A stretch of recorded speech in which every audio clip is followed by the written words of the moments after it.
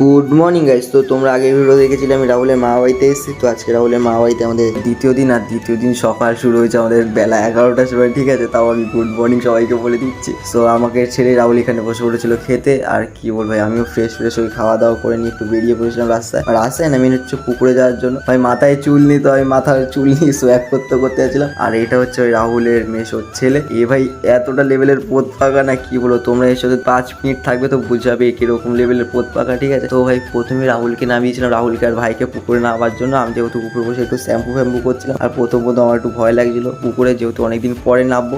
তারপর ভাই একটু মস্তি করছিলাম আমিও ঘাটে দাঁড়িয়ে, ঠিক আছে। তারপর ভাইয়ের সাথে একটু কিছু স্নান করলাম। ভাই বলছে আমাকে ছুতে পারবি না। তো ভাই আমিও ট্রাই নিচ্ছিলাম ওকে ছোঁয়ার জন্য, যেহেতু আমিও হার মানতে চাই না। আরও ভাই, আর রাহুলের ভাই এত সুন্দর সাঁতার কাটতে পারে না কি বলবো। ওর স্নান করা দেখে হয়তো তোমরা বুঝে গেছো কত সুন্দর সাঁতার কাটতে পারে। তারপর ভাই আমরাও স্নান করে বাড়ির দিকে চলে এসেছি। আর আজকে ভিডিওটা তোমাদের কিরকম লেগেছে কমেন্ট নিশ্চয়ই জানিও। আর মহাদেব বলে যাও কমেন্টের মধ্যে।